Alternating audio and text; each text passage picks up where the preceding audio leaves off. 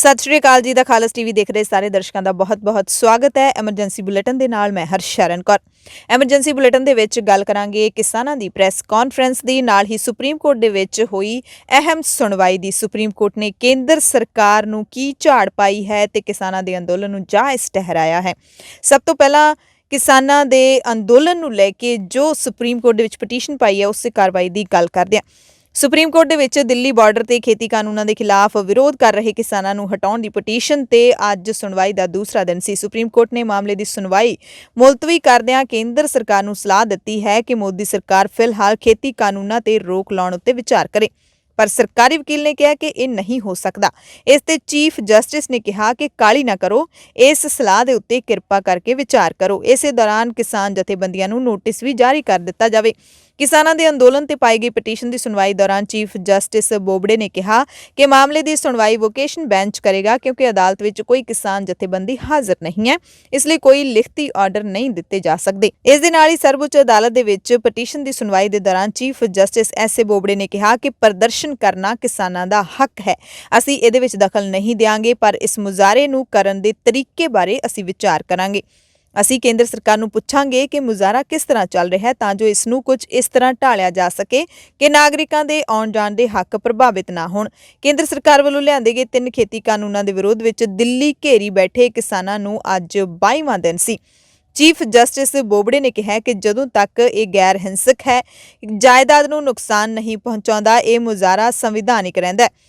Supreme court ਨੇ ਕਿਹਾ ਕਿ ਮੁਜ਼ਾਹਰੇ ਦਾ ਮੰਤਵ ਉੱਥੇ ਬੈਠੇ ਰਹਿਣ ਨਾਲ ਪੂਰਾ ਨਹੀਂ ਹੁੰਦਾ। ਧਿਰਾਂ ਨੂੰ ਮੁਜ਼ਾਹਰੇ ਦਾ ਮੰਤਵ ਹਾਸਲ ਕਰਨ ਦੇ ਲਈ ਆਪਸ ਦੇ ਵਿੱਚ ਗੱਲਬਾਤ ਕਰਨੀ ਚਾਹੀਦੀ ਹੈ।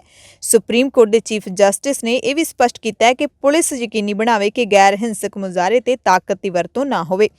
ਸੁਪਰੀਮ ਕੋਰਟ ਨੇ ਕਿਹਾ ਕਿ ਖੇਤੀ ਕਾਨੂੰਨਾਂ ਬਾਰੇ ਅਸੀਂ ਖੇਤੀ ਮਾਹਿਰਾਂ ਅਤੇ ਕਿਸਾਨ ਯੂਨੀਅਨਾਂ ਦਾ ਨਿਰਪੱਖ ਅਤੇ ਖੁਦ ਮੁਖਤਿਆਰ ਪੈਨਲ ਬਣਾਉਣ ਤੇ ਵਿਚਾਰ ਕਰ ਰਹੇ ਹਾਂ। ਇਸ ਦੇ ਨਾਲ ਹੀ ਉੱਚ ਅਦਾਲਤ ਨੇ ਕਿਹਾ ਕਿ ਉਹ ਕਿਸਾਨਾਂ ਦੇ ਪ੍ਰਦਰਸ਼ਨ ਕਰਨ ਦੇ ਅਧਿਕਾਰ ਨੂੰ ਮੰਨਦੇ ਨੇ, ਪਰ ਇਹ ਬਿਲਕੁਲ ਅਹਿੰਸਕ ਹੋਣਾ ਚਾਹੀਦਾ ਹੈ ਤੇ ਸੁਪਰੀਮ ਕੋਰਟ ਨੇ ਮੰਨਿਆ ਵੀ ਹੈ ਕਿ ਹਾਲੇ ਤੱਕ ਇਹ ਪ੍ਰਦਰਸ਼ਨ ਅਹਿੰਸਕ ਹੈ। ਸੁਪਰੀਮ ਕੋਰਟ ਦੇ ਵਿੱਚ ਦਲੀਲਾਂ ਕੀ ਰੱਖੀਆਂ ਗਈਆਂ? ਸੁਪਰੀਮ ਕੋਰਟ ਨੇ ਸਰਕਾਰੀ ਵਕੀਲ ਤੋਂ ਪੁੱਛਿਆ ਕਿ ਜਦੋਂ ਤੱਕ ਗੱਲ ਸਿਰੇ ਨਹੀਂ ਚੜ੍ਹਦੀ ਕੀ ਕਾਨੂੰਨ ਤੇ ਰੋਕ ਲੱਗ ਸਕਦੀ ਹੈ, ਤਾਂ ਫਿਰ ਸਰਕਾਰੀ ਵਕੀਲ ਨੇ ਕਿਹਾ ਕਿ ਮੁਸ਼ਕਿਲ ਹੈ, ਪਰ ਸਰਕਾਰ ਨਾਲ ਗੱਲਬਾਤ ਤੋਂ ਬਾਅਦ ਹੀ ਅਸੀਂ ਤੁਹਾਨੂੰ ਦੱਸ ਸਕਦੇ ਹਾਂ।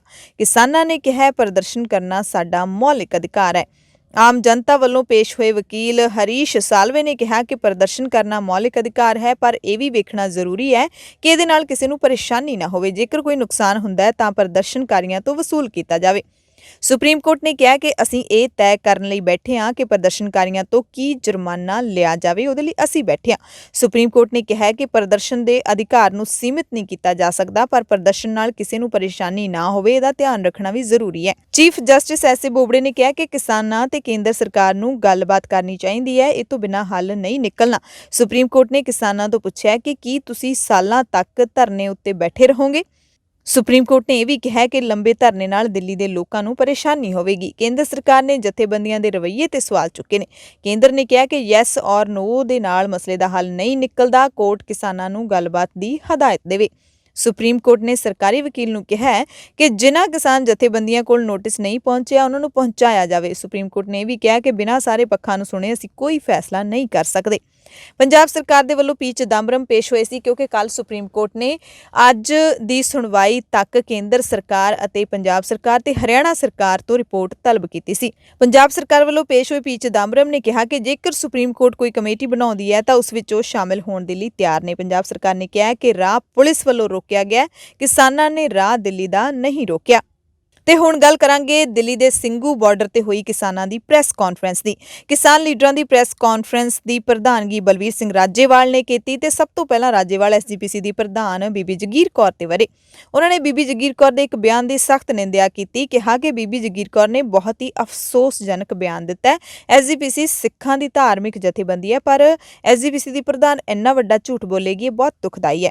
ਉਹਨਾਂ ਕਿਹਾ ਕਿ ਐਸਜੀਪੀਸੀ ਦਾ ਇਸ ਅੰਦੋਲਨ ਨਾਲ ਕੋਈ ਵਾਸਤਾ ਨਹੀਂ ਹੈ, ਪਰ ਫਿਰ ਵੀ ਬੀਬੀ ਜਗੀਰ ਕੌਰ ਨੇ ਇਹ ਕਿਹਾ ਕਿ ਅੰਦੋਲਨ ਸਾਡਾ ਹੈ ਤੇ ਅਸੀਂ ਕਿਸਾਨ ਜਥੇਬੰਦੀਆਂ ਨੂੰ ਅੱਗੇ ਲਾਇਆ ਹੋਇਆ। ਰਾਜੇਵਾਲ ਨੇ ਸ਼੍ਰੋਮਣੀ ਅਕਾਲੀ ਦਲ ਨੂੰ ਉਸ ਦੇ ਖਿਲਾਫ ਸਖਤ ਕਾਰਵਾਈ ਕਰਨ ਦੀ ਮੰਗ ਕੀਤੀ ਹੈ। ਉਹਨਾਂ ਨੇ ਸ਼੍ਰੀ ਅਕਾਲ ਤਖਤ ਸਾਹਿਬ ਤੋਂ ਵੀ ਬੀਬੀ ਜਗੀਰ ਕੌਰ ਖਿਲਾਫ ਝੂਠ ਬੋਲਣ ਤੇ ਕਾਰਵਾਈ ਕਰਨ ਦੀ ਮੰਗ ਕੀਤੀ ਹੈ। ਰਾਜੇਵਾਲ ਨੇ ਕਿਹਾ ਕਿ ਅਸੀਂ ਇਸ ਤਰ੍ਹਾਂ ਦੇ ਝੂਠੇ ਸਿਆਸੀ ਬਿਆਨਾਂ ਨੂੰ ਕਦੇ ਵੀ ਬਰਦਾਸ਼ਤ ਨਹੀਂ ਕਰਾਂਗੇ। ਹੁਣ ਗੱਲ ਕਰ ਲੈਂਦੇ ਹਾਂ ਸੁਪਰੀਮ ਕੋਰਟ ਦੇ ਵਿੱਚ ਚੱਲ ਰਹੀ ਸੁਣਵਾਈ ਦੀ। ਰਾਜੇਵਾਲ ਨੇ ਬਿਆਨ ਦਿੱਤਾ ਹੈ ਕਿ ਸੁਪਰੀਮ ਕੋਰਟ 'ਚ ਚੱਲ ਰਹੇ ਕਿਸਾਨੀ ਅੰਦੋਲਨ ਦੇ ਕੇਸ ਦਾ ਸਾਡੇ ਕੋਲ ਹਾਲੇ ਤੱਕ ਕੋਈ ਦਸਤਾਵੇਜ਼ ਨਹੀਂ ਪਹੁੰਚਿਆ।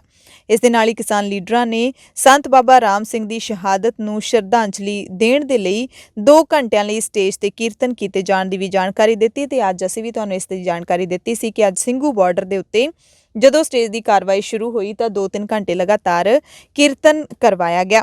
ਰਾਜੇਵਾਲ ਨੇ ਵੀ ਜਾਣਕਾਰੀ ਦਿੱਤੀ ਹੈ ਕਿ ਬਾਬਾ ਰਾਮ ਸਿੰਘ ਦਾ ਸੰਸਕਾਰ ਕੱਲ ਨੂੰ ਉਹਨਾਂ ਦੇ ਵੱਲੋਂ ਜਿਹੜੇ ਗੁਰਦੁਆਰਾ ਸਾਹਿਬ ਦੇ ਵਿੱਚ ਪ੍ਰਬੰਧ ਕੀਤਾ ਜਾਂਦਾ ਸੀ, ਗੁਰਦੁਆਰਾ ਨਾਨਕਸਰ ਸਿੰਘੜਾ ਵਿਖੇ ਹੀ ਉਹਨਾਂ ਦਾ ਅੰਤਿਮ ਸੰਸਕਾਰ ਕੀਤਾ ਜਾਏਗਾ ਤੇ ਕੁਝ ਕਿਸਾਨ ਲੀਡਰ ਵੀ ਉਹਨਾਂ ਦੇ ਅੰਤਿਮ ਸੰਸਕਾਰ 'ਚ ਹਾਜ਼ਰੀ ਭਰਨਗੇ। ਕਿਸਾਨ ਲੀਡਰਾਂ ਨੇ ਅੱਜ ਦੀ ਪ੍ਰੈਸ ਕਾਨਫਰੰਸ ਦੇ ਵਿੱਚ ਜਾਣਕਾਰੀ ਦਿੱਤੀ ਕਿ ਯੂਪੀ ਦੇ ਚਿੱਲਾ ਬਾਰਡਰ ਜਿਹੜਾ ਕਿ ਯੂਪੀ ਦਿੱਲੀ ਬਾਰਡਰ ਹੈ, ਉੱਥੇ ਵੀ ਕਿਸਾਨਾਂ ਨੇ ਰਾਹ ਰੋਕ ਦਿੱਤਾ ਸੀ ਤੇ ਉੱਥੇ ਸੰਯੁਕਤ ਕਿਸਾਨ ਮੋਰਚਾ ਦੇ ਇੱਕ ਕਿਸਾਨ ਲੀਡਰ ਨੂੰ ਗ੍ਰਿਫਤਾਰ ਕੀਤਾ ਗਿਆ ਤੇ 350 ਔਰਤਾਂ ਤੇ ਲਾਠੀ ਚਾਰਜ ਵੀ ਕੀਤਾ ਗਿਆ। ਵੱਖ-ਵੱਖ ਸੂਬਿਆਂ ਤੋਂ ਆ ਰਹੇ ਕਿਸਾਨਾਂ ਨੂੰ ਰੋਕਿਆ ਜਾ ਰਿਹਾ ਤੇ ਕੇਂਦਰ ਸਰਕਾਰ ਕਿਸਾਨਾਂ ਦੇ ਨਾਲ ਜ਼ਿੱਦੀ ਰਵੱਈਆ ਅਪਣਾ ਰਹੀ ਹੈ।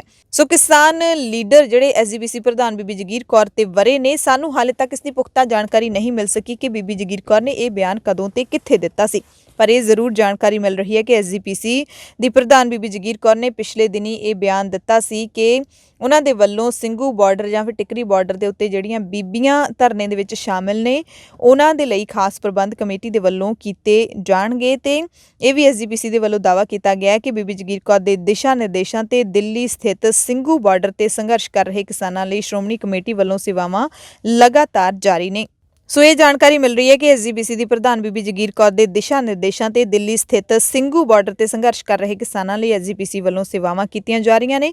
ਲੰਗਰ, ਸਿਹਤ ਸੇਵਾਵਾਂ, ਕਿਸਾਨਾਂ ਦੇ ਠਹਿਰਨ ਲਈ ਰਹਿਣ ਬਸੇਰੇ, ਬਿਸਤਰੇ ਤੇ ਖਾਸ ਕਰਕੇ ਬੀਬੀਆਂ ਲਈ ਪਖਾਨਿਆਂ ਦੀ ਸੁਵਿਧਾ ਦਿੱਤੀ ਜਾ ਰਹੀ ਹੈ। ਅਸੀਂ ਇਸ ਗੱਲ ਦੀ ਜ਼ਰੂਰ ਇਸ ਖਬਰ ਦੀ ਪੜਚੋਲ ਕਰਾਂਗੇ ਕਿ ਐਸਜੀਪੀਸੀ ਦੇ ਵੱਲੋਂ ਪ੍ਰਬੰਧ ਕਿੱਥੇ ਕੀਤੇ ਜਾ ਰਹੇ ਨੇ, ਪਰ ਸਾਨੂੰ ਇਸ ਬਿਆਨ ਦੀ ਜਾਣਕਾਰੀ ਨਹੀਂ ਮਿਲੀ ਜਿਸ ਦੇ ਉੱਤੇ ਕਿਸਾਨ ਲੀਡਰ ਭੜਕੇ ਨੇ। ਤੇ ਉਧਰ ਦਿੱਲੀ ਸਰਹੱਦ ਦੇ ਉੱਤੇ ਮੰਗਾਂ ਦੇ ਹੱਕ ਵਿੱਚ ਡਟੇ ਹੋਏ ਨੇ ਲੱਖਾਂ ਕਿਸਾਨ। ਮੁੱਖ ਮਾਰਗਾਂ ਤੇ 22ਵੇਂ ਦਿਨ ਵੀ ਆਵਾਜਾਈ ਪ੍ਰਭਾਵਿਤ ਰਹੀ। ਨਵੇਂ ਖੇਤੀ ਕਾਨੂੰਨਾਂ ਦੇ ਖਿਲਾਫ ਕਿਸਾਨਾਂ ਦਾ ਪ੍ਰਦਰਸ਼ਨ ਹੁਣ ਚੌਥੇ ਹਫ਼ਤੇ ਦੇ ਵਿੱਚ ਦਾਖਲ ਹੋ ਗਿਆ ਤੇ ਲੱਖਾਂ ਦੀ ਗਿਣਤੀ ਦੇ ਵਿੱਚ ਕਿਸਾਨ ਦਿੱਲੀ ਦੀਆਂ ਸਰਹੱਦਾਂ ਦੇ ਉੱਤੇ ਡਟੇ ਹੋਏ ਨੇ। ਦਿੱਲੀ ਪੁਲਿਸ ਨੇ ਸਿੰਘੂ, ਟਿਕਰੀ ਤੇ ਗਾਜ਼ੀਪੁਰ ਬਾਰਡਰਾਂ ਤੇ ਕਿਸਾਨਾਂ ਦੇ ਡਟੇ ਹੋਣ ਕਾਰਨ ਰਾਹਗੀਰਾਂ ਦੇ ਲਈ ਰੂਟ ਨੇ ਜਿਹੜੇ ਆਵਾਜਾਈ ਦੇ ਉਹ ਡਾਇਵਰਟ ਕੀਤੇ ਹੋਏ ਨੇ ਤੇ ਇਹਨਾਂ ਰੂਟਾਂ ਦੇ ਰਾਹੀਂ ਹੀ ਪੁਲਿਸ ਦੇ ਵੱਲੋਂ ਜਾਣਕਾਰੀ ਦਿੱਤੀ ਜਾ ਰਹੀ ਹੈ ਲੋਕਾਂ ਨੂੰ ਕਿ ਰਾਹਗੀਰ ਜਿਹੜੇ ਦਿੱਲੀ ਆਉਣ ਵਾਲੇ ਨੇ ਇਹਨਾਂ ਰਸਤਿਆਂ ਦੇ ਰਾਹੀਂ ਉਹ ਹੁਣ ਇਹਨਾਂ ਰਾਹਾਂ ਦੀ ਥਾਂ ਤੇ ਬਦਲੇ ਹੋਏ ਰਾਹਾਂ ਦੇ ਰਾਹੀਂ ਦਿੱਲੀ ਪਹੁੰਚ ਸਕਦੇ ਨੇ। ਸੁਪਰੀਮ ਕੋਰਟ ਦੀ ਸੁਣਵਾਈ ਦੇ ਉੱਤੇ ਪੰਜਾਬ ਦੀ ਕਿਸਾਨ ਮਜ਼ਦੂਰ ਸੰਘਰਸ਼ ਕਮੇਟੀ ਦੇ ਸੂਬਾ ਪ੍ਰਧਾਨ ਸਤਨਾਮ ਸਿੰਘ ਪੰਨੂ ਅਤੇ ਸੂਬਾ ਜਨਰਲ ਸਕੱਤਰ ਸਰਵਣ ਸਿੰਘ ਪੰਧੇਰ ਨੇ ਬਿਆਨ ਦਿੱਤਾ ਹੈ। ਉਹਨਾਂ ਕਿਹਾ ਕਿ ਖੇਤੀ ਕਾਨੂੰਨਾਂ ਨੂੰ ਰੱਦ ਕਰਨਾ, ਸਾਰੀਆਂ ਫਸਲਾਂ ਦੀ ਖਰੀਦ ਗਰੰਟੀ ਵਾਲਾ ਕਾਨੂੰਨ, ਇਹ ਸਾਡੀਆਂ ਮੁੱਖ ਮੰਗਾਂ ਨੇ, ਪਰ ਸੁਪਰੀਮ ਕੋਰਟ ਦੇ ਵੱਲੋਂ ਕਾਇਮ ਕੀਤੀ ਗਈ ਕੋਈ ਵੀ ਕਮੇਟੀ ਇਸ ਮਸਲੇ ਦਾ ਹੱਲ ਨਹੀਂ ਹੈ। ਦਰਅਸਲ ਸੁਪਰੀਮ ਕੋਰਟ ਨੇ ਕੱਲ ਜਿਹੜਾ ਇੱਕ ਕਮੇਟੀ ਬਣਾਉਣ ਦੀ ਸਲਾਹ ਦਿੱਤੀ ਹੈ ਜਿਹਦੇ ਵਿੱਚ ਕਿਸਾਨਾਂ ਦੇ ਨੁਮਾਇੰਦੇ ਤੇ ਸਰਕਾਰ ਦੇ ਨੁਮਾਇੰਦੇ ਤੇ ਕੁਝ ਹੋਰ ਨੁਮਾਇੰਦੇ ਸ਼ਾਮਿਲ ਕੀਤੇ ਜਾ ਸਕਦੇ ਨੇ। ਪਰ ਕਿਸਾਨ ਮਜ਼ਦੂਰ ਸੰਘਰਸ਼ ਕਮੇਟੀ ਦੇ ਲੀਡਰਾਂ ਨੇ ਕਿਹਾ ਹੈ ਕਿ ਮੋਦੀ ਸਰਕਾਰ ਧੋਖੇ ਦੀ ਨੀਤੀ ਤੇ ਚੱਲ ਰਹੀ ਹੈ ਤੇ ਪ੍ਰਚਾਰ ਮਾਧਿਅਮਾਂ ਰਾਹੀਂ ਫਰਜ਼ੀ ਜਥੇਬੰਦੀਆਂ ਖੜੀਆਂ ਕਰਕੇ ਉਹਨਾਂ ਕੋਲੋਂ ਖੇਤੀ ਕਾਨੂੰਨਾਂ ਦੇ ਹੱਕ ਵਿੱਚ ਦਾਅਵੇ ਕਰਵਾ ਰਹੀ ਹੈ। ਸਰਕਾਰ ਹੁਣ ਅਦਾਲਤ ਦੇ ਸਹਾਰੇ ਅੰਦੋਲਨ ਖਤਮ ਕਰਵਾਉਣਾ ਚਾਹੁੰਦੀ ਹੈ ਤੇ ਮੋਦੀ ਸਰਕਾਰ ਦਾ ਅੜੀਅਲ ਰਵੱਈਆ ਹੀ ਬਾਬਾ ਰਾਮ ਸਿੰਘ ਜੀ ਸੰਘੇੜਾ ਦੀ ਮੌਤ ਦਾ ਕਾਰਨ ਬਣਿਆ। ਇਸ ਅੰਦੋਲਨ ਕਾਰਨ 20 ਤੋਂ ਵੱਧ ਲੋਕਾਂ ਦੀ ਮੌਤ ਹੋ ਚੁੱਕੀ ਹੈ ਜਿਨ੍ਹਾਂ ਨੂੰ ਅਸੀਂ ਸ਼ਹਾਦਤ ਮੰਨਦੇ ਹਾਂ। ਉਹਨਾਂ ਨੇ ਭਾਰਤੀਆਂ ਤੇ ਪੰਜਾਬੀਆਂ ਨੂੰ ਸੁਨੇਹਾ ਦਿੰਦਿਆਂ ਕਿਹਾ ਕਿ ਜਿੱਥੇ ਵੀ ਭਾਜਪਾ ਦੇ ਕੇਂਦਰੀ ਤੇ ਸੂਬਾਈ ਲੀਡਰ ਤੇ ਮੰਤਰੀ ਆਉਂਦੇ ਨੇ ਉਹਨਾਂ ਦਾ ਵਿਰੋਧ ਕੀਤਾ ਜਾਵੇ। ਖੇਤੀਬਾੜੀ ਮੰਤਰੀ ਨਰਿੰਦਰ ਤੋਮਰ ਤੇ ਪ੍ਰਧਾਨ ਮੰਤਰੀ ਨਰਿੰਦਰ ਮੋਦੀ ਦੇ ਬਿਆਨ ਕਿਸਾਨਾਂ ਮਜ਼ਦੂਰਾਂ ਨੂੰ ਭਰਮਾਉਣ ਵਾਲੇ ਨੇ ਤੇ ਇਹ ਵੀ ਕਿਹਾ ਉਹਨਾਂ ਨੇ ਕਿ ਇਹ ਮੋਰਚਾ ਲੰਮਾ ਚੱਲੇਗਾ। ਕਿਸਾਨ ਮਜ਼ਦੂਰ ਸੰਘਰਸ਼ ਕਮੇਟੀ ਦੇ ਵੱਲੋਂ ਦਿੱਲੀ ਦੇ ਵਿੱਚ ਮੋਰਚਾ ਕੱਢਿਆ ਹੋਇਆ ਤੇ ਉਸ ਮੋਰਚੇ ਦੀ ਸਟੇਜ ਤੋਂ ਲਗਾਤਾਰ ਸਰਵਣ ਸਿੰਘ ਪੰਧੇਰ ਦੇ ਵੱਲੋਂ ਕਿਸਾਨਾਂ ਨੂੰ ਇਹ ਦ੍ਰਿੜ ਕਰਵਾਇਆ ਜਾ ਰਿਹਾ ਹੈ ਕਿ ਇਸ ਮੋਰਚੇ ਦੇ ਵਿੱਚ ਸਾਨੂੰ ਡਟੇ ਰਹਿਣਾ ਪਵੇਗਾ ਕਿਉਂਕਿ ਇਹ ਮੋਰਚਾ ਬਹੁਤ ਲੰਬਾ ਚੱਲ ਸਕਦਾ ਹੈ। ਤੇ ਉਧਰ ਆਮ ਆਦਮੀ ਪਾਰਟੀ ਪੰਜਾਬ ਨੇ ਕਿਸਾਨਾਂ ਦੇ ਹੱਕ ਵਿੱਚ ਸੁਪਰੀਮ ਕੋਰਟ ਵੱਲੋਂ ਲਏ ਗਏ ਸਟੈਂਡ ਦਾ ਨਿੱਘਾ ਸਵਾਗਤ ਕਰਦਿਆਂ ਕੇਂਦਰ ਦੀ ਮੋਦੀ ਸਰਕਾਰ ਨੂੰ ਸਬਕ ਲੈਣ ਦੀ ਨਸੀਹਤ ਦਿੱਤੀ ਹੈ। ਪਾਰਟੀ ਹੈੱਡਕੁਆਰਟਰ ਤੋਂ ਜਾਰੀ ਬਿਆਨ ਰਾਹੀਂ ਪਾਰਟੀ ਦੇ ਸੂਬਾ ਪ੍ਰਧਾਨ ਤੇ ਸੰਸਦ ਮੈਂਬਰ ਭਗਵੰਤ ਮਾਨ ਨੇ ਕਿਹਾ ਕਿ ਅੰਦੋਲਨਕਾਰੀ ਕਿਸਾਨਾਂ ਨੂੰ ਸਿੰਘੂ ਬਾਰਡਰ ਤੋਂ ਹਟਾਉਣ ਸੰਬੰਧੀ ਦਾਖਲ ਪਟੀਸ਼ਨ ਦੀ ਅੱਜ ਦੂਜੇ ਦਿਨ ਜਾਰੀ ਸੁਣਵਾਈ ਦੌਰਾਨ ਕੇਂਦਰ ਸਰਕਾਰ ਨੂੰ ਫੇਰ ਮੂੰਹ ਦੀ ਖਾਣੀ ਪਈ ਹੈ। ਸੁਪਰੀਮ ਕੋਰਟ ਨੇ ਕੇਂਦਰ ਸਰਕਾਰ ਨੂੰ ਝਾੜ ਪਾਉਂਦਿਆਂ ਸਪਸ਼ਟ ਕਰ ਦਿੱਤਾ ਹੈ ਕਿ ਕਿਸਾਨਾਂ ਦਾ ਮਸਲਾ ਸਭ ਤੋਂ ਮਹੱਤਵਪੂਰਨ ਹੈ ਤੇ ਕੇਂਦਰ ਸਰਕਾਰ ਇਸ ਨੂੰ ਤੁਰੰਤ ਹੱਲ ਕਰੇ। ਇਸ ਦੇ ਨਾਲ ਹੀ ਸੁਪਰੀਮ ਕੋਰਟ ਵੱਲੋਂ ਅੰਦੋਲਨਕਾਰੀ ਕਿਸਾਨਾਂ ਨੂੰ ਰੋਸ ਪ੍ਰਦਰਸ਼ਨ ਕਰਨ ਦਾ ਹੱਕ ਦੇ ਕੇ ਨਾ ਕੇਵਲ ਸੰਵਿਧਾਨ ਤੇ ਲੋਕਤੰਤਰ ਦੀ ਸ਼ਾਖ ਬਚਾਈ ਗਈ ਹੈ, ਸਗੋਂ ਮੋਦੀ ਸਰਕਾਰ ਦੇ ਤਾਨਾਸ਼ਾਹੀ ਰਵੱਈਏ ਉੱਤੇ ਵੀ ਵੱਡੀ ਸੱਟ ਮਾਰੀ ਹੈ। ਭਗਵੰਤ ਮਾਨ ਨੇ ਸੁਪਰੀਮ ਕੋਰਟ ਵੱਲੋਂ ਕੇਂਦਰ ਸਰਕਾਰ ਨੂੰ ਪੁੱਛੇ ਇਸ ਸਵਾਲ ਦਾ ਵੀ ਸਵਾਗਤ ਕੀਤਾ ਹੈ ਕਿ ਭਗਵੰਤ ਮਾਨ ਨੇ ਸੁਪਰੀਮ ਕੋਰਟ ਵੱਲੋਂ ਕੇਂਦਰ ਸਰਕਾਰ ਨੂੰ ਪੁੱਛੇ ਇਸ ਸਵਾਲ ਦਾ ਵੀ ਸਵਾਗਤ ਕੀਤਾ ਹੈ ਕਿ ਕਿਸਾਨਾਂ ਨਾਲ ਗੱਲਬਾਤ ਸਿਰੇ ਚੜ੍ਹਨ ਤੱਕ ਕੀ ਖੇਤੀ ਬਾਰੇ ਕਾਨੂੰਨ ਲਾਗੂ ਕੀਤੇ ਜਾਣਗੇ। ਭਗਵੰਤ ਮਾਨ ਨੇ ਇਹ ਵੀ ਕਿਹਾ ਕਿ ਅੰਦੋਲਨਕਾਰੀ ਕਿਸਾਨਾਂ ਨੂੰ ਸਿੰਘੂ ਬਾਰਡਰ ਤੋਂ ਹਟਾਉਣ ਸੰਬੰਧੀ ਸੁਪਰੀਮ ਕੋਰਟ ਵਿੱਚ ਦਾਖਲ ਪਟੀਸ਼ਨ ਦਾ ਅਸੀਂ ਜ਼ੋਰਦਾਰ ਵਿਰੋਧ ਕਰਦੇ ਹਾਂ ਅਤੇ ਉਹਨਾਂ ਕਿਹਾ ਕਿ ਦਿੱਲੀ ਦੀ ਅਰਵਿੰਦ ਕੇਜਰੀਵਾਲ ਸਰਕਾਰ ਨੇ ਕੇਂਦਰ ਸਰਕਾਰ ਨੂੰ ਇੱਕ ਵਾਰ ਫਿਰ ਤੋਂ ਕਰਾਰਾ ਝਟਕਾ ਦਿੱਤਾ ਹੈ। ਇਸ ਪਟੀਸ਼ਨ ਦਾ ਵਿਰੋਧ ਕਰਦੇ ਹੋਏ ਕੇਜਰੀਵਾਲ ਸਰਕਾਰ ਨੇ ਨਾ ਕੇਵਲ ਕਿਸਾਨਾਂ ਦੀ ਮੰਗ ਸਗੋਂ ਸ਼ਾਂਤਮਈ ਤਰੀਕੇ ਨਾਲ ਕੀਤੇ ਜਾ ਰਹੇ ਸੰਘਰਸ਼ ਨੂੰ ਵੀ ਜਾਇਜ਼ ਠਹਿਰਾਇਆ ਹੈ। ਭਗਵੰਤ ਮਾਨ ਨੇ ਦਾਅਵਾ ਕੀਤਾ ਕਿ ਸੁਪਰੀਮ ਕੋਰਟ ਵਿੱਚ ਮੋਦੀ ਸਰਕਾਰ ਦੇ ਉਲਟ ਜਾ ਕੇ ਕੇਜਰੀਵਾਲ ਸਰਕਾਰ ਨੇ ਕਿਸਾਨਾਂ ਦੇ ਹੱਕ ਵਿੱਚ ਮਜ਼ਬੂਤ ਦਲੀਲਾਂ ਰੱਖੀਆਂ ਤੇ ਅੰਨਦਾਤਾ ਦੇ ਹੱਕ ਦੇ ਵਿੱਚ ਸਪਸ਼ਟ ਸਟੈਂਡ ਲਿਆ। ਦਰਅਸਲ ਸੁਪਰੀਮ ਕੋਰਟ ਨੇ ਕੇਂਦਰ ਸਰਕਾਰ ਦੇ ਨਾਲ-ਨਾਲ ਹਰਿਆਣਾ, ਪੰਜਾਬ ਤੇ ਦਿੱਲੀ ਦੀਆਂ ਸਰਕਾਰਾਂ ਨੂੰ ਵੀ ਇਸ ਸੰਬੰਧੀ ਤਲਬ ਕੀਤਾ ਸੀ। ਮਾਨ ਨੇ ਦਾਅਵਾ ਕੀਤਾ ਕਿ ਅੰਨਦਾਤਾ ਦੀ ਸੇਵਾ ਦੇ ਵਿੱਚ ਆਮ ਆਦਮੀ ਪਾਰਟੀ ਪਹਿਲਾਂ ਵੀ ਡਟੀ ਹੋਈ ਸੀ, ਹੁਣ ਵੀ ਲੱਗੀ ਹੋਈ ਹੈ ਤੇ ਭਵਿੱਖ ਦੇ ਵਿੱਚ ਵੀ ਡਟੀ ਰਹੇਗੀ। ਭਗਵੰਤ ਮਾਨ ਇਹ ਵੀ ਦਾਅਵਾ ਕਰ ਗਏ ਕਿ ਆਮ ਆਦਮੀ ਪਾਰਟੀ ਕਿਸਾਨਾਂ ਦੇ ਹੱਕ ਵਿੱਚ ਹਰ ਹੱਦ ਤੱਕ ਜਾਵੇਗੀ, ਪਰੰਤੂ ਅੰਨਦਾਤਾ ਵਿਰੁੱਧ ਕੰਮ ਕਰ ਰਹੀਆਂ ਤਾਕਤਾਂ ਮੂਹਰੇ ਕਦੇ ਨਹੀਂ ਝੁਕੇਗੀ। ਉੱਤਰ ਪ੍ਰਦੇਸ਼ ਤੋਂ ਖਬਰ ਹੈ, ਜਿੱਥੇ ਸੰਭਲ ਜ਼ਿਲ੍ਹਾ ਪ੍ਰਸ਼ਾਸਨ ਨੇ 6 ਕਿਸਾਨ ਲੀਡਰਾਂ ਨੂੰ 50 ਲੱਖ ਰੁਪਏ ਦੇ ਨਿੱਜੀ ਬੌਂਡ ਅਤੇ ਇਸ ਰਕਮ ਬਾਰੇ 2 ਗਰੰਟਰਾਂ ਦੀਆਂ ਸਿਕਿਉਰਟੀਆਂ ਜਮ੍ਹਾਂ ਕਰਵਾਉਣ ਨੂੰ ਕਿਹਾ। 6 ਕਿਸਾਨ ਲੀਡਰਾਂ ਤੇ ਪੁਲਿਸ ਨੇ ਸਥਾਨਕ ਕਿਸਾਨਾਂ ਨੂੰ ਭੜਕਾਉਣ ਦਾ ਇਲਜ਼ਾਮ ਲਾਇਆ। ਇਹਨਾਂ 6 ਕਿਸਾਨ ਲੀਡਰਾਂ ਵਿੱਚ ਭਾਰਤੀ ਕਿਸਾਨ ਯੂਨੀਅਨ ਅਸਲੀ ਦੇ ਸੰਭਲ ਜ਼ਿਲ੍ਹਾ ਪ੍ਰਧਾਨ ਰਾਜਪਾਲ ਸਿੰਘ, ਜੈਵੀਰ ਤੇ ਸਤਿੰਦਰਾ ਸ਼ਾਮਲ ਨੇ। ਐਸਡੀਐਮ ਦੀਪੇਂਦਰ ਯਾਦਵ ਨੇ ਇਸ ਦੀ ਪੁਸ਼ਟੀ ਕੀਤੀ ਹੈ ਕਿ ਯੂਪੀ ਵਿੱਚ ਕਿਸਾਨਾਂ ਨੂੰ ਭੜਕਾਉਣ ਦੇ ਦੋਸ਼ਾਂ ਤਹਿਤ 6 ਕਿਸਾਨਾਂ ਨੂੰ 50-50 ਲੱਖ ਦੇ ਬੌਂਡ ਜਮ੍ਹਾਂ ਕਰਵਾਉਣ ਦੇ ਹੁਕਮ ਦਿੱਤੇ ਗਏ ਨੇ। ਪੁਲਿਸ ਵੱਲੋਂ ਜਮ੍ਹਾਂ ਕਰਵਾਈ ਗਈ ਰਿਪੋਰਟ ਦੇ ਆਧਾਰ ਤੇ ਕਿਸਾਨਾਂ ਨੂੰ ਇਹ ਨੋਟਿਸ ਕ੍ਰਿਮੀਨਲ ਪ੍ਰੋਸੀਜਰ ਕੋਡ ਦੀ ਧਾਰਾ 111 ਤਹਿਤ ਜਾਰੀ ਕੀਤਾ ਗਿਆ। ਇਸ ਧਾਰਾ ਤਹਿਤ ਮੈਜਿਸਟ੍ਰੇਟ ਕਿਸੇ ਵੀ ਅਮਨ ਭੰਗ ਕਰਨ ਵਾਲੇ ਵਿਅਕਤੀ ਨੂੰ ਨੋਟਿਸ ਜਾਰੀ ਕਰ ਸਕਦਾ ਹੈ। ਸ਼੍ਰੀ ਅਕਾਲ ਤਖਤ ਸਾਹਿਬ ਦੇ ਕਾਰਜਕਾਰੀ ਜਥੇਦਾਰ ਗਿਆਨੀ ਹਰਪ੍ਰੀਤ ਸਿੰਘ ਨੇ ਕਿਸਾਨੀ ਅੰਦੋਲਨ ਵਿੱਚ ਆਪਣੀ ਜਾਨ ਦੇਣ ਵਾਲੇ ਬਾਬਾ ਰਾਮ ਸਿੰਘ ਸਿੰਘੜਾ ਵਾਲਿਆਂ ਦੀ ਮੌਤ ਤੇ ਦੁੱਖ ਦਾ ਪ੍ਰਗਟਾਵਾ ਕਰਦਿਆਂ ਕਿਹਾ ਹੈ ਕਿ ਕੇਂਦਰ ਸਰਕਾਰ ਨੂੰ ਇਸ ਘਟਨਾ ਤੋਂ ਸਬਕ ਸਿੱਖਣਾ ਚਾਹੀਦਾ ਹੈ। ਹਾਲਾਤ ਨਾਜ਼ੁਕ ਹੁੰਦੇ ਜਾ ਰਹੇ ਨੇ, ਇਸ ਲਈ ਕੇਂਦਰ ਸਰਕਾਰ ਕਿਸਾਨਾਂ ਦੀਆਂ ਮੰਗਾਂ ਵੱਲ ਗੌਰ ਕਰੇ। ਉਹਨਾਂ ਨੇ ਕਿਸਾਨਾਂ ਨੂੰ ਸੰਜਮ ਤੇ ਹੌਸਲਾ ਬਣਾਏ ਰੱਖਣ ਦੀ ਅਪੀਲ ਕੀਤੀ ਹੈ। ਜਥੇਦਾਰ ਨੇ ਕਿਹਾ ਕਿ ਦਿੱਲੀ ਬੈਠੇ ਕਿਸਾਨ ਬੜੀ ਸੂਝ, ਸੰਜਮ ਤੇ ਸਿਆਣਪ ਤੋਂ ਕੰਮ ਲੈ ਰਹੇ ਨੇ। ਭਾਰਤ ਸਰਕਾਰ ਬੜਾ ਜ਼ਿੱਦੀ ਰਵੱਈਆ ਧਾਰਨ ਕਰਕੇ ਬੈਠੀ ਹੈ ਤੇ ਸਰਕਾਰਾਂ ਦਾ ਜ਼ਿੱਦੀ ਰਵੱਈਆ ਕਦੇ ਵੀ ਲੋਕਾਂ ਦੇ ਹਿੱਤਾਂ ਲਈ ਨਹੀਂ ਹੁੰਦਾ। ਜੇਕਰ ਭਵਿੱਖ ਵਿੱਚ ਕੋਈ ਵੀ ਅਣਸੁਖਾਵੀ ਘਟਨਾ ਵਾਪਰਦੀ ਹੈ ਤਾਂ ਉਸ ਦੀ ਜ਼ਿੰਮੇਵਾਰ ਭਾਰਤ ਸਰਕਾਰ ਹੋਏਗੀ। ਕਿਸਾਨ ਸਰਦ ਰਾਤਾਂ ਦੇ ਵਿੱਚ ਦਿੱਲੀ ਦੀਆਂ ਸੜਕਾਂ ਤੇ ਬੈਠਣ ਨੂੰ ਮਜਬੂਰ ਹੋਇਆ ਤੇ ਜੋ ਅੰਗਰੇਜ਼ਾਂ ਨੇ ਕੀਤਾ ਉਹੀ ਹੁਣ ਮੋਦੀ ਸਰਕਾਰ ਕਰ ਰਹੀ ਹੈ, ਇਹ ਕਿਹਾ ਜਥੇਦਾਰ ਹਰਪ੍ਰੀਤ ਸਿੰਘ ਨੇ। ਦਿੱਲੀ ਧਰਨੇ ਤੋਂ ਆ ਰਹੇ ਤੇ ਜਾ ਰਹੇ 2 ਹੋਰ ਨੌਜਵਾਨ ਕਿਸਾਨਾਂ ਦੀ ਸੜਕ ਹਾਦਸੇ ਦੇ ਵਿੱਚ ਮੌਤ ਹੋ ਗਈ ਹੈ। ਹਰਿਆਣਾ ਦੇ ਕੁਰੂਕਸ਼ੇਤਰ ਜ਼ਿਲ੍ਹੇ ਦੇ ਸ਼ਾਹਬਾਦ ਨੇੜੇ ਜੀਟੀ ਰੋਡ ਤੇ ਦਿੱਲੀ ਤੋਂ ਵਾਪਸ ਆ ਰਹੀ ਇੱਕ ਟਰੈਕਟਰ ਟਰਾਲੀ ਨੂੰ ਇੱਕ ਟਰੱਕ ਨੇ ਪਿੱਛੋਂ ਟੱਕਰ ਮਾਰ ਦਿੱਤੀ। ਹਾਦਸੇ ਵਿੱਚ 22 ਸਾਲਾ ਨੌਜਵਾਨ ਕਿਸਾਨ ਦੀ ਮੌਤ ਹੋ ਗਈ, ਜਦਕਿ 6 ਕਿਸਾਨ ਗੰਭੀਰ ਰੂਪ 'ਚ ਜ਼ਖਮੀ ਹੋ ਗਏ ਨੇ। ਹਾਦਸੇ ਦਾ ਸ਼ਿਕਾਰ ਹੋਏ ਲੋਕਾਂ ਨੂੰ ਤੁਰੰਤ ਜੀਟੀ ਰੋਡ ਸਥਿਤ ਮੈਡੀਕਲ ਕਾਲਜ ਹਸਪਤਾਲ ਦੇ ਵਿੱਚ ਦਾਖਲ ਕਰਵਾਇਆ ਗਿਆ, ਜਿੱਥੇ ਗੰਭੀਰ ਜ਼ਖਮੀ ਹੋਏ 22 ਸਾਲਾ ਕਿਸਾਨ ਗੁਰਪ੍ਰੀਤ ਸਿੰਘ ਨਿਵਾਸੀ ਨਵਾਂ ਸ਼ਹਿਰ ਨੂੰ ਡਾਕਟਰਾਂ ਨੇ ਮ੍ਰਿਤਕ ਐਲਾਨ ਦਿੱਤਾ। ਦੂਜੀ ਘਟਨਾ ਵਿੱਚ ਇੱਕ ਹੋਰ ਕਿਸਾਨ ਪਰਿਵਾਰ ਦੇ ਇਕਲੌਤੇ ਪੁੱਤਰ ਗੁਰਜਿੰਦਰ ਸਿੰਘ, ਜੋ ਕਿ ਕਿਸਾਨੀ ਅੰਦੋਲਨ ਦੇ ਵਿੱਚ ਸ਼ਾਮਲ ਹੋਣ ਲਈ ਜਾ ਰਿਹਾ ਸੀ, ਉਸ ਦੀ ਵੀ ਰਾਹ ਵਿੱਚ ਹੀ ਮੌਤ ਹੋ ਗਈ। 16 ਸਾਲਾ ਨੌਜਵਾਨ ਜੋ ਕਿ ਹਰਿਆਣਾ ਦੇ ਕਰਨਾਲ ਜ਼ਿਲ੍ਹੇ ਵਿੱਚ ਕਿਸਾਨੀ ਅੰਦੋਲਨ ਵਿੱਚ ਸ਼ਾਮਲ ਹੋਣ ਜਾ ਰਿਹਾ ਸੀ, ਉਸ ਦੀ ਟਰੈਕਟਰ ਟਰਾਲੀ ਤੋਂ ਡਿੱਗਣ ਕਾਰਨ ਮੌਤ ਹੋ ਗਈ। 16 ਸਾਲਾ ਗੁਰਜਿੰਦਰ ਸਿੰਘ ਨੂੰ ਕਿਸੇ ਟਰੈਕਟਰ ਟਰਾਲੀ ਤੋਂ ਡਿੱਗਣ ਕਾਰਨ ਅਣਪਛਾਤੇ ਵਾਹਨ ਨੇ ਕੁਚਲ ਦਿੱਤਾ, ਪਰ ਚਾਲਕ ਮੌਕੇ ਤੋਂ ਫਰਾਰ ਹੋ ਗਿਆ। ਪੁਲਿਸ ਨੇ ਮ੍ਰਿਤਕ ਦੇਹ ਨੂੰ ਕਬਜ਼ੇ ਵਿੱਚ ਲੈ ਕੇ ਮਾਮਲੇ ਦੀ ਜਾਂਚ ਸ਼ੁਰੂ ਕਰ ਦਿੱਤੀ ਹੈ। ਗੜਸ਼ੰਕਰ ਨੇੜਲੇ ਪਿੰਡ ਥਾਣੇ ਦਾ ਵਸਨੀਕ ਗੁਰਵਿੰਦਰ ਸਿੰਘ ਕਿਸਾਨ ਮੋਰਚੇ ਵਿੱਚ ਸ਼ਾਮਲ ਹੋਣ ਲਈ ਦਿੱਲੀ ਜਾ ਰਿਹਾ ਸੀ ਤੇ ਪਿੱਛੇ ਡਾਲੇ ਤੇ ਬੈਠਾ ਸੀ। ਅਚਾਨਕ ਨੀਂਦ ਆਉਣ ਕਾਰਨ ਸੜਕ ਉੱਤੇ ਡਿੱਗ ਪਿਆ ਤੇ ਮਗਰੋਂ ਆ ਰਿਹਾ ਇੱਕ ਹੋਰ ਟਰੈਕਟਰ ਉੱਪਰ ਦੀ ਲੰਘ ਗਿਆ। ਗੁਰਵਿੰਦਰ ਸਿੰਘ ਨੌਜਵਾਨ ਦੀ ਮੌਕੇ ਤੇ ਹੀ ਮੌਤ ਹੋ ਗਈ। ਇਸੇ ਦਰਮਿਆਨ ਖਬਰ ਸਿੰਘੂ ਬਾਰਡਰ ਤੋਂ ਵੀ ਮਿਲ ਰਹੀ ਹੈ, ਜਿੱਥੇ ਇੱਕ ਹੋਰ ਨੌਜਵਾਨ ਕਿਸਾਨ ਭੀਮ ਸਿੰਘ ਦੀ ਮੌਤ ਹੋ ਗਈ ਹੈ। ਦੇਰ ਰਾਤ ਕਿਸਾਨ ਭੀਮ ਸਿੰਘ ਬਾਥਰੂਮ ਕਰਨ ਲਈ ਟਰਾਲੀ ਚੋਂ ਉੱਠਿਆ ਤੇ ਪੁਲ ਦੇ ਇੱਕ ਪਾਸੇ ਡੂੰਘੇ ਨਾਲੇ ਵਿੱਚ ਜਾ ਡਿੱਗਿਆ। ਸਾਰੀ ਰਾਤ ਨੌਜਵਾਨ ਨਾਲੇ ਵਿੱਚ ਪਿਆ ਰਿਹਾ ਤੇ ਠੰਡ ਵਿੱਚ ਦਮ ਤੋੜ ਗਿਆ। ਨੌਜਵਾਨ ਆਪਣੇ ਪਿੱਛੇ ਮਾਪੇ, ਪਤਨੀ ਤੇ 15 ਸਾਲ ਦੀ ਕੁੜੀ ਤੇ 5 ਸਾਲ ਦਾ ਮੁੰਡਾ ਛੱਡ ਗਿਆ। ਭੀਮ ਸਿੰਘ ਦੀ ਉਮਰ ਮਹਿਜ਼ 36-37 ਸਾਲ ਦੀ ਸੀ। ਸੰਗਰੂਰ ਜ਼ਿਲ੍ਹੇ ਦੇ ਪਿੰਡ ਝਨੇੜੀ ਤੇ ਹੁਣ ਫਤਿਹਗੜ੍ਹ ਛੰਨਾ 'ਚ ਆਪਣੇ ਸਹੁਰੇ ਘਰ ਰਹਿੰਦਾ ਸੀ। ਕਿਸਾਨੀ ਅੰਦੋਲਨ 'ਚ ਹਿੱਸਾ ਲੈਣ ਲਈ ਕੁੰਡਲੀ ਬਾਰਡਰ ਤੇ ਪਹੁੰਚਿਆ ਹੋਇਆ ਸੀ। ਪੰਜਾਬ ਮੰਤਰੀ ਮੰਡਲ ਨੇ ਇੱਕ ਹੋਰ ਅਹਿਮ ਫੈਸਲਾ ਲੈਂਦਿਆਂ ਸੂਬਾ ਸਰਕਾਰ ਦੇ ਅਧੀਨ ਠੇਕੇ ਦੇ ਆਧਾਰ ਤੇ ਕੰਮ ਕਰ ਰਹੇ ਵੱਖ-ਵੱਖ ਕੈਟੇਗਰੀਜ਼ ਦੇ ਮੁਲਾਜ਼ਮਾਂ ਨੂੰ ਸਿੱਧੀ ਭਰਤੀ ਦੀਆਂ ਅਸਾਮੀਆਂ ਵਿਰੁੱਧ ਅਪਲਾਈ ਕਰਨ ਲਈ ਉੱਪਰਲੀ ਉਮਰ ਹੱਦ ਵਿੱਚ ਛੋਟ ਦੇ ਦਿੱਤੀ ਹੈ। ਮੰਤਰੀ ਮੰਡਲ ਨੇ ਪੰਜਾਬ ਸਿਵਲ ਸੇਵਾਵਾਂ ਨਿਯਮ 1994 ਦੇ ਨਿਯਮ 19 ਦੇ ਤਹਿਤ ਇਹਨਾਂ ਦੇ ਨਿਯਮ 5 ਅਤੇ 5A ਵਿੱਚ ਛੋਟ ਦੇਣ ਦਾ ਫੈਸਲਾ ਕੀਤਾ ਹੈ। ਇਸ ਦਾ ਮਕਸਦ ਪੰਜਾਬ ਸਰਕਾਰ ਦੇ ਵੱਖ-ਵੱਖ ਵਿਭਾਗਾਂ ਅਧੀਨ ਠੇਕੇ ਤੇ ਕੰਮ ਕਰ ਰਹੇ ਮੁਲਾਜ਼ਮਾਂ ਨੂੰ ਦਰਪੇਸ਼ ਮੁਸ਼ਕਲਾਂ ਦੂਰ ਕਰਨਾ ਹੈ, ਕਿਉਂ ਜੋ ਉਮਰ ਹੱਦ ਟੱਪ ਜਾਣ ਕਰਕੇ ਉਹ ਸਿੱਧੀ ਭਰਤੀ ਵਿਰੁੱਧ ਅਪਲਾਈ ਨਹੀਂ ਕਰ ਸਕਦੇ ਸੀ। ਵਿੱਤੀ ਔਕੜਾਂ ਕਾਰਨ ਇਸ ਤੋਂ ਪਹਿਲਾਂ ਛੋਟ ਦੇਣ ਦੀ ਮੰਗ ਨੂੰ ਪ੍ਰਵਾਨ ਨਹੀਂ ਕੀਤਾ ਜਾ ਸਕਿਆ ਸੀ। ਮੰਤਰੀ ਮੰਡਲ ਨੇ ਅੰਮ੍ਰਿਤਸਰ ਤੇ ਪਟਿਆਲਾ ਵਿੱਚ ਸਰਕਾਰੀ ਮੈਡੀਕਲ, ਡੈਂਟਲ ਤੇ ਨਰਸਿੰਗ ਕਾਲਜਾਂ ਦੇ ਕੰਮਕਾਜ ਨੂੰ ਹੋਰ ਵਧੇਰੇ ਕੁਸ਼ਲ ਬਣਾਉਣ ਤੇ ਪਾਰਦਰਸ਼ਤਾ ਲਿਆਉਣ ਦੇ ਉਦੇਸ਼ ਨਾਲ ਇੱਕ ਹੋਰ ਕਦਮ ਚੁੱਕਦਿਆਂ ਇਹਨਾਂ ਸੰਸਥਾਵਾਂ ਵਿੱਚ ਫੈਕਲਟੀ ਦੇ ਮੌਜੂਦਾ ਸੇਵਾ ਨਿਯਮਾਂ ਵਿੱਚ ਸੋਧ ਕਰਨ ਨੂੰ ਮਨਜ਼ੂਰੀ ਦੇ ਦਿੱਤੀ ਹੈ। ਪੰਜਾਬ ਸਰਕਾਰ ਨੇ 2021 ਦੀਆਂ ਸਰਕਾਰੀ ਛੁੱਟੀਆਂ ਦਾ ਐਲਾਨ ਵੀ ਕਰ ਦਿੱਤਾ ਹੈ। ਸਰਕਾਰ ਨੇ ਕੈਲੰਡਰ ਜਾਰੀ ਕਰ ਦਿੱਤਾ ਹੈ ਤੇ ਜਾਰੀ ਕੈਲੰਡਰ ਦੇ ਹਿਸਾਬ ਨਾਲ 26 ਗਜ਼ਟਡ ਛੁੱਟੀਆਂ ਜਿਹੜੀਆਂ ਅਗਲੇ ਸਾਲ ਦੇ ਵਿੱਚ ਹੋਣਗੀਆਂ, ਜਦਕਿ 31 ਤਿਉਹਾਰਾਂ ਦੀ ਲਿਸਟ ਵੀ ਜਾਰੀ ਕਰ ਦਿੱਤੀ ਗਈ ਹੈ, ਜਿਨ੍ਹਾਂ ਵਿੱਚੋਂ 2 ਤਿਉਹਾਰਾਂ ਤੇ ਮੁਲਾਜ਼ਮ ਛੁੱਟੀ ਆਪਣੇ ਹਿਸਾਬ ਨਾਲ ਲੈ ਸਕਦੇ ਨੇ। ਸਰਕਾਰ ਵੱਲੋਂ ਜਾਰੀ ਕੈਲੰਡਰ ਦੇ ਹਿਸਾਬ ਨਾਲ 15 ਅਜਿਹੇ ਤਿਉਹਾਰ ਨੇ ਜਿਨ੍ਹਾਂ ਤੇ ਕੋਈ ਵੀ ਮੁਲਾਜ਼ਮ ਸਾਲ ਵਿੱਚ 4 ਵਾਰ ਅੱਧੇ ਦਿਨ ਦੀ ਛੁੱਟੀ ਲੈ ਸਕਦਾ ਹੈ। ਮੁੱਖ ਮੰਤਰੀ ਕੈਪਟਨ ਅਮਰਿੰਦਰ ਸਿੰਘ ਦੀ ਸਰਕਾਰ ਨੇ ਪਿੰਡੂ ਵਿਕਾਸ ਤੇ ਪੰਚਾਇਤ ਵਿਭਾਗ ਦੇ ਇੰਜੀਨੀਅਰਿੰਗ ਵਿੰਗ ਦੇ ਵਿੱਚ ਜੂਨੀਅਰ ਇੰਜੀਨੀਅਰਾਂ ਦੀਆਂ 81 ਅਸਾਮੀਆਂ ਦੀ ਭਰਤੀ ਪੰਜਾਬ ਲੋਕ ਸੇਵਾ ਕਮਿਸ਼ਨ ਯਾਨੀ ਕਿ PPSC ਤੋਂ ਕਰਵਾਉਣ ਦਾ ਫੈਸਲਾ ਕੀਤਾ ਹੈ। ਇਸ ਤੋਂ ਪਹਿਲਾਂ ਸੂਬਾ ਸਰਕਾਰ ਨੇ ਇਹਨਾਂ ਅਸਾਮੀਆਂ ਨੂੰ PPSC ਦੇ ਦਾਇਰੇ ਵਿੱਚੋਂ ਕੱਢ ਦਿੱਤਾ ਸੀ ਤੇ ਇਹਨਾਂ ਦੀ ਭਰਤੀ ਦਾ ਜ਼ਿੰਮਾ Thapar institute of engineering and technology ਨੂੰ ਸੌਂਪ ਦਿੱਤਾ ਗਿਆ ਸੀ।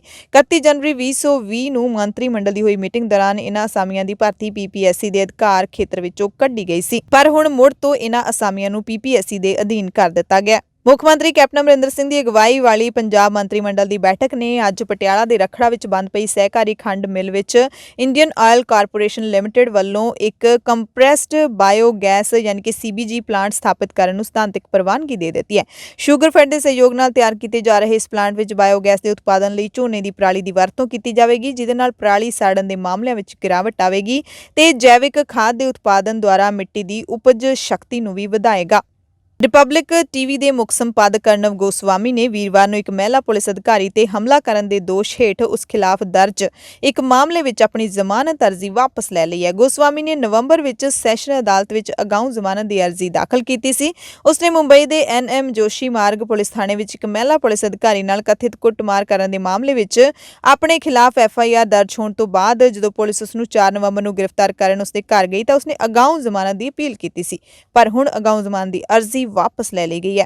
ਐਮਰਜੈਂਸੀ ਬੁਲੇਟਿਨ ਦੇ ਵਿੱਚ ਜਾਂਦੇ ਤੁਹਾਨੂੰ ਇੱਕ ਹੋਰ ਜਾਣਕਾਰੀ ਦੇ ਦਿੰਨੇ ਆ ਕਿ ਜਿਸ ਤਰੀਕੇ ਦੇ ਨਾਲ ਰੋਜ਼ਾਨਾ ਪੂਰੇ ਭਾਰਤ ਦੀਆਂ ਕਿਸਾਨ ਜਥੇਬੰਦੀਆਂ, ਜਿਸ ਨੂੰ ਸੰਯੁਕਤ ਕਿਸਾਨ ਮੋਰਚਾ ਦਾ ਨਾਮ ਦਿੱਤਾ ਗਿਆ, ਉਸ ਦੇ ਲੀਡਰਾਂ ਦੇ ਵੱਲੋਂ ਪ੍ਰੈਸ ਕਾਨਫਰੰਸ ਕਰਕੇ ਆਪਣੇ ਹਰ ਦਿਨ ਦੇ ਨਵੇਂ ਐਲਾਨਾਂ ਬਾਰੇ ਜਾਣਕਾਰੀ ਦਿੱਤੀ ਜਾਂਦੀ ਹੈ ਤੇ ਇਸ ਦੇ ਨਾਲ ਹੁਣ ਜਿਹੜੀਆਂ 2 ਪੰਜਾਬ ਦੀਆਂ ਕਿਸਾਨ ਜਥੇਬੰਦੀਆਂ, ਭਾਰਤੀ ਕਿਸਾਨ ਯੂਨੀਅਨ ਏਕਤਾ ਉਗਰਾਹਾਂ ਅਤੇ ਕਿਸਾਨ ਮਜ਼ਦੂਰ ਸੰਘਰਸ਼ ਕਮੇਟੀ, ਜਿਨ੍ਹਾਂ ਦੇ ਵੱਲੋਂ ਬਾਕੀ ਕਿਸਾਨ ਜਥੇਬੰਦੀਆਂ ਦੇ ਨਾਲੋਂ ਵੱਖਰੇ ਪ੍ਰੋਗਰਾਮ ਦਾ ਐਲਾਨ ਕੀਤਾ ਜਾਂਦਾ ਹੈ, ਉਹਨਾਂ ਦੇ ਵੱਲੋਂ ਅੱਜ ਟਿੱਕਰੀ ਬਾਰਡਰ ਦੇ ਉੱਤੇ ਵੱਖਰੀ ਕਾਨਫਰੰਸ ਕੀਤੀ ਗਈ। ਇਸ ਕਾਨਫਰੰਸ ਦੇ ਵਿੱਚ ਭਾਰਤੀ ਕਿਸਾਨ ਯੂਨੀਅਨ ਏਕਤਾ ਉਗਰਾਹਾਂ ਦੇ ਪ੍ਰਧਾਨ ਜੋਗਿੰਦਰ ਸਿੰਘ ਉਗਰਾਹਾਂ ਅਤੇ ਕਿਸਾਨ ਮਜ਼ਦੂਰ ਸੰਘਰਸ਼ ਕਮੇਟੀ ਦੇ ਪ੍ਰਧਾਨ ਸਤਨਾਮ ਸਿੰਘ ਪੰਨੂ ਤੇ ਸੂਬਾ ਜਨਰਲ ਸਕੱਤਰ ਸਰਵਣ ਸਿੰਘ ਪੰਧੇਰ ਨੇ ਸੁਪਰੀਮ ਕੋਰਟ ਵੱਲੋਂ ਇੱਕ ਕਮੇਟੀ ਬਣਾਉਣ ਦੇ ਪ੍ਰਸਤਾਵ ਨੂੰ ਰੱਦ ਕਰ ਦਿੱਤਾ ਹੈ।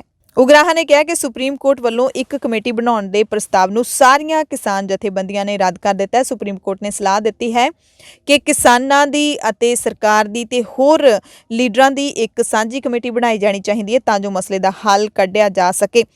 ਸਰਵਣ ਸਿੰਘ ਪੰਧੇਰ ਨੇ ਵੀ ਕਿਹਾ ਕਿ ਮੈਨੂੰ ਨਹੀਂ ਲੱਗਦਾ ਸਾਰੇ ਕਿਸਾਨ ਲੀਡਰਾਂ ਨੇ ਆਪਣੀਆਂ ਸਾਰੀਆਂ ਉਮਰਾਂ ਕਿਸੇ ਇੱਕ ਲਹਿਰ ਦੇ ਵਿੱਚ ਲਾਈਆਂ ਹੋਣ। ਸੋ ਟਿੱਕਰੀ ਬਾਰਡਰ ਤੇ ਕਿਸਾਨ ਮਜ਼ਦੂਰ ਸੰਘਰਸ਼ ਕਮੇਟੀ ਅਤੇ ਭਾਰਤੀ ਕਿਸਾਨ ਯੂਨੀਅਨ ਉਗਰਾਹਾਂ ਦੇ ਲੀਡਰਾਂ ਨੇ ਜਿਹੜੀ ਪ੍ਰੈਸ ਕਾਨਫਰੰਸ ਕੀਤੀ ਹੈ, ਉਸ ਦੇ ਵਿੱਚ ਉਹਨਾਂ ਨੇ ਹੋਰ ਕੀ ਕੁਝ ਕਿਹਾ ਹੈ, ਤੁਹਾਨੂੰ ਮੇਨ ਉਹਦੇ ਗੱਲਾਂ ਜਿਹੜੀਆਂ ਨੇ ਉਹ ਜ਼ਰੂਰ ਸੁਣਾ ਦਿੰਦੇ ਆ। ਦੇਖੋ ਤੇ ਇੱਕ ਤਾਂ ਉਹਨਾਂ ਨੂੰ ਫੈਸਲਾ ਕਰਨਾ ਵੀ ਹੈ ਕੀ ਨੇ, ਉਹ ਬਹੁਤ ਕੁਝ ਕਹਿੰਦੇ ਨੇ, ਨਕਸਲੀ ਕਹਿੰਦੇ ਨੇ, ਖੱਬੇ ਪੱਖੀਏ ਕਹਿੰਦੇ ਨੇ, ਵਿਰੋਧੀ ਧਿਰ ਦੇ ਉਸਕਾਏ ਕਹਿੰਦੇ ਨੇ, ਖਾਲਿਸਤਾਨੀ ਕਹਿੰਦੇ ਨੇ, ਵਿਚੋਲੀਆਂ ਵਾਲੇ ਕਹਿੰਦੇ ਨੇ। ਹੁਣ ਉਹਨਾਂ ਨੂੰ ਪੱਕਾ ਸਪਸ਼ਟਤਾ ਕਰਨਾ ਹੈ ਕੀ ਨੇ, ਤਾਂ ਫਿਰ ਅਸੀਂ ਉਹਦੇ ਹਿਸਾਬ ਨਾਲ ਜਵਾਬ ਦੇਵਾਂਗੇ ਹੈ ਕੀ ਹੈ। ਤਾਂ ਇਹ ਤਾਂ ਰਾਜਨੀਤੀ ਵਿੱਚ ਅੰਦੋਲਨ ਨੂੰ ਬਦਨਾਮ ਕਰਨ ਲਈ ਜੋ ਕੁਛ ਨਾ ਕੁਛ ਲਗਾਤਾਰ ਸੰਯੋਜਕ ਤੇ ਭਾਜਪਾ ਦੀ ਇੱਕ ਨੀਤੀ ਰਹੀ ਆ, ਲਗਾਤਾਰ ਉਹ ਇਹ ਅਟੈਕ ਕਰਦੀ ਰਹੀ ਅੰਦੋਲਨ ਤੇ ਇਹ ਨੀਤੀ ਤਹਿਤ ਹੀ ਬਿਆਨ ਆ ਰਹੇ ਨੇ। ਤਾਂ ਜਿਹੜਾ ਉਹ ਕਹਿੰਦੇ ਨੇ ਅਸੀਂ ਇੰਨੇ ਪੈਸੇ ਪਾਉਂਦੇ, ਇਹ ਵੀ ਪਿਛਲੇ 2-3 ਸਾਲਾਂ ਤੋਂ ਚੱਲਦਾ ਆ ਰਿਹਾ ਵਾ। ਤਾਂ ਉਹ ਸਿਰਫ ਅੰਦੋਲਨ ਦਾ ਧਿਆਨ ਜਿਹੜਾ ਪ੍ਰਚਾਰ ਮਾਧਿਅਮਾਂ 'ਚ ਕਨਵਰਟ ਦੂਜੇ ਬੰਨੇ ਕਰ ਲਈ, ਇਹ ਚੀਜ਼ਾਂ ਕਹਿੰਦੇ ਰਹਿੰਦੇ ਨੇ, ਇਹਦਾ ਕੋਈ ਅਰਥ ਨਹੀਂ ਹੈ। ਮੈਂ ਸਮਝ ਸਾਡਾ ਤਾਲਮੇਲ ਹੈ ਉਹਨਾਂ ਨਾਲ। ਜੇ ਕਿਤੇ ਮਾੜੇ ਮੋਟੇ ਫਰਕ ਰਹਿ ਜਾਂਦੇ ਨੇ, ਕਈ ਵਾਰੀ ਅੰਦਰਲੇ ਮਸਲੇ ਹੈ ਵਿਚਾਰ ਲੈਂਦੇ ਹੁੰਦੇ ਅਸੀਂ, ਉਹਨਾਂ ਨਾਲ ਸਾਡਾ ਤਾਲਮੇਲ ਰਹਿੰਦੇ ਆ, ਤਾਲਮੇਲ ਕਰਨ ਦੀ ਕੋਸ਼ਿਸ਼ ਕਰਦੇ ਆ ਆਪਦਾ। ਜੇ ਕੋਈ ਇਸ ਕਿਸਮ ਦੀ ਗੱਲ ਹੁੰਦੀ ਹੈ, ਜਿਵੇਂ ਸਾਨੂੰ ਵੀ ਪਹਿਲਾਂ ਅਮਿਤ ਸ਼ਾਹ ਦਾ ਫੋਨ ਆਇਆ, ਅਸੀਂ ਆਪਣੀ ਜਥੇਬੰਦੀ 'ਚ ਵਿਚਾਰਿਆ, ਉਹਨਾਂ ਨੂੰ ਵੀ ਦੱਸਿਆ, ਉਹ ਕੋਈ ਨਹੀਂ ਗੱਲ ਇਹ ਜਿਹੀ ਹੋ ਜਾਂਦੀ ਹੈ, ਕੋਈ ਫਰਕ ਵਾਲੀ ਗੱਲ ਹੈ ਨਹੀਂ। ਅਸੀਂ ਜਾਨੀ ਇਕੱਠੇ ਆ ਸਾਰੇ, ਇੱਕ ਆਵਾਜ਼ ਹੈ, ਸਾਰੇ ਲੜ ਰਹੇ ਆ ਆਪਾਂ ਤਰੀਕੇ ਨਾਲ। ਮੋਰਚੇ ਮੱਲੇ ਹੋਏ ਨੇ ਸਾਰੇ, ਦਿੱਲੀ 'ਚ ਆਏ ਹੋਏ ਨੇ, ਕਾਨੂੰਨਾਂ ਦੇ ਖਿਲਾਫ ਆਏ ਹੋਏ ਨੇ, ਤੇ ਕੋਈ ਗੱਲ ਨਹੀਂ। ਇਹ ਜਿਹੜੀ ਸਿੰਘੂ ਵਾਲੀ ਸਟੇਜ ਹੈ, ਅਸੀਂ ਅਜੇ ਤੱਕ ਮਤਲਬ ਉਹਨਾਂ ਨਾਲ ਕਦੇ ਨਾ ਉਹਨਾਂ ਮੰਗ ਕੀਤੀ ਹੈ, ਨਾ ਅਸੀਂ ਕਦੇ ਜਬਰੀ ਜਾਣ ਦੀ ਕੋਸ਼ਿਸ਼ ਕੀਤੀ। ਜੇ ਉਹ ਮੰਗ ਕਰਦੇ ਆ ਵੀ ਤੁਸੀਂ ਸਾਡੀ ਸਟੇਜ ਤੋਂ ਬੋਲੋ, ਫਿਰ ਤਾਂ ਵਿਚਾਰੀ ਜਾ ਸਕਦੀ ਹੈ। ਹੁਣ ਤੁਸੀਂ ਸਾਨੂੰ ਬੁਲਾਉਂਦੇ ਤਾਂ ਹੈ ਨਹੀਂ, ਮਤਲਬ ਇਹ ਵੀ ਉਹਨਾਂ ਨੇ ਮੰਗ ਨਹੀਂ ਕੀਤੀ। ਇਹ ਨਹੀਂ ਵੀ ਉਹਨਾਂ ਦੀਆਂ ਭਾਵਨਾਵਾਂ 'ਚ ਕੋਈ ਫਰਕ ਹੋਊਗਾ, ਸਾਨੂੰ ਨਹੀਂ ਸ਼ੱਕ ਹੈ, ਲੱਗਦਾ ਉਹਨਾਂ ਦੇ ਜਥੇਬੰਦੀਆਂ ਦੇ ਵਿੱਚ ਪਹਿਲੀ ਉਹਨਾਂ ਦੀ ਗਿਣਤੀ ਵੱਡੀ ਹੈ। ਉਹਨਾਂ ਕੋਲ ਟਾਈਮ ਟੂ ਦੀ ਸਮੱਸਿਆ ਹੋ ਸਕਦੀ ਹੈ, ਕੋਈ ਮਜਬੂਰੀ ਹੋਰ ਹੋ ਸਕਦੀ ਹੈ। ਦੇਖੋ, ਸਾਡਾ ਹੁਣ ਤੱਕ ਸਾਡੀ ਜਥੇਬੰਦੀ ਦਾ ਜਿਹਾ ਜਿਹਾ ਸਾਡਾ ਦਾਇਰਾ ਘੇਰਾ ਹੈ, ਜਿਹੜਾ ਸਾਡਾ ਕੱਦ ਬੁੱਤ। ਸਿੰਘੂ ਵਾਲੇ ਕੀ ਉਹਨਾਂ ਨੇ ਬਣਾਈ ਹੈ ਪਲਾਨ, ਇਹ ਉਹਨਾਂ ਦੀ ਪਲਾਨ ਬਣਾਈ ਹੋ, ਕਿਉਂਕਿ ਉਹ ਸਟੇਜ ਦਾ 30-31 ਜਥੇਬੰਦੀਆਂ ਦੀ ਸਟੇਜ ਹੈ, ਉੱਥੇ ਮਦਦ ਦਾ ਜਾਂ ਪੈਸੇ ਦਾ ਕਿਹੋ ਜਿਹਾ ਹਿਸਾਬ ਕਿਤਾਬ ਹੈ ਸਾਨੂੰ ਨਹੀਂ ਪਤਾ। ਅਸੀਂ ਤਾਂ ਜੋ ਵੀ ਕੰਪੋਜੀਸ਼ਨ ਲੈਂਦੇ ਹਾਂ ਸਰਕਾਰ ਕੋਲੋਂ ਲੈਂਦੇ ਹਾਂ, ਪਹਿਲਾਂ ਕਿ ਲੈਂਦੇ ਹਾਂ, ਲੜ ਕੇ ਲੈਂਦੇ ਹਾਂ। ਹੁਣ ਤੱਕ ਅਸੀਂ ਤਕਰੀਬਨ 10-10 ਲੱਖ ਰੁਪਇਆ ਲੈਂਦੇ ਰਹੇ ਹਾਂ। ਉਹਨਾਂ ਜੇ ਕਿ ਨਹੀਂ ਮਤਲਬ ਉਹਨਾਂ ਨੂੰ ਸਰਕਾਰ ਦੇ ਦਿੱਤਾ, ਅੜ ਕੇ ਵੀ ਲੈਂਦੇ ਰਹੇ। ਜਾਨੀ ਅਸੀਂ ਤਾਂ ਸਰਕਾਰ ਤੋਂ ਹੀ ਜੋ ਕੁਛ ਰਿਆਇਤ ਲੈਣੀ ਹੈ, ਉਹ ਸਰਕਾਰ ਤੋਂ ਹੀ ਲੈਣੀ ਹੈ। ਸਾਡੇ ਕੋਲ ਆਪਦੇ ਕੋਲ ਤਾਂ ਇਹੋ ਜਿਹਾ ਬਜਟ ਨਹੀਂ ਹੈ ਜਿਹੜੀ ਅਸੀਂ ਜਥੇਬੰਦੀਆਂ ਵਾਲੇ ਕਿਸੇ ਪਰਿਵਾਰ ਦੀ ਮਦਦ ਕਰ ਦਈਏ। ਉਹ ਸਾਨੂੰ ਆਫਰਾਂ ਆਉਂਦੀਆਂ ਨੇ, ਕੋਈ NRI ਵੀ ਕਰ ਦਿੰਦਾ ਮਦਦ, ਕੋਈ ਆਪਣਾ GNO ਵਾਲੇ ਵੀ ਮਦਦ ਕਰ ਦਿੰਦੇ ਨੇ, ਜਾਂ ਕੋਈ ਭੈਣ ਭਰਾ ਕੋਈ ਕਲਾਕਾਰ ਹੈ ਐਸੇ ਉਹ ਪਰਿਵਾਰ ਦੀ ਮਦਦ ਕਰ ਆਉਂਦਾ। ਐ ਖੁੱਲੀ ਹੈ, ਜਿਹਦੀ ਮਰਜ਼ੀ ਤੁਹਾਡੇ 'ਚ ਵੀ ਕੋਈ ਜਾ ਕੇ ਮਦਦ ਕਰ ਸਕਦਾ, ਕਿਸੇ ਪਰਿਵਾਰ ਨਾਲ ਕਿਸੇ ਦੀ ਨੇੜਤਾ ਬਣ ਜਾਊ। ਮੈਨੂੰ ਲੱਗਦਾ ਵੀ ਸਾਡੇ ਵਾਲੀ ਵੀ ਨਾਲ ਹੀ ਹੈ ਸਿੰਘੂ ਕੁੰਡਲੀ ਤੇ, ਸੇਮ ਟੂ ਸੇਮ ਮਾਹੌਲ ਆ। ਮੈਨੂੰ ਨਹੀਂ ਲੱਗਦਾ ਜਿਹੜੇ ਲੋਕ ਆ ਰਹੇ ਨੇ ਉਹਨਾਂ, ਹਾਂ ਮੈਨੂੰ ਨਹੀਂ ਲੱਗਦਾ ਕੋਈ ਫਰਕ ਲੋਕ ਸਮਝਦੇ ਨੇ। ਹਾਂ, ਇਹਦੀ ਦੂਰੀ ਜ਼ਰੂਰ ਦੂਰ ਆ, ਇੱਥੇ ਉੱਪੜਨਾ ਔਖਾ, ਉਸਦਾ ਉਵੇਂ ਕੋਈ ਫਰਕ ਨਹੀਂ ਲੱਗਦਾ। ਜਿਹੜਾ ਕੋ ਹੁੰਦਾ ਖੁੱਲ ਦੇਲ ਕੇ ਉਹ ਨਹੀਂ ਵੇਖਦਾ ਵੀ ਉਹਨਾਂ ਨਾਵਾਂ ਦਾ ਵੀ ਨਹੀਂ ਪਤਾ ਵੀ ਐਨਾ ਹੁੰਦਾ ਵੀ ਕਿਹੜੇ ਆਉ, ਤਾਂ ਐਂ ਹੀ ਆਉਂਦੇ ਵੀ ਚਲੋ ਤੁਸੀਂ ਡਟੇ ਰਹੋ ਤੇ ਦੱਸੋ ਕੀ ਚਾਹੀਦਾ, ਮਤਲਬ ਐ ਨਹੀਂ ਹੈਗਾ। ਐਮਰਜੈਂਸੀ ਬੁਲੇਟਿਨ ਦੇਖਣ ਵਾਲੇ ਸਾਰੇ ਦਰਸ਼ਕਾਂ ਦਾ ਧੰਨਵਾਦ।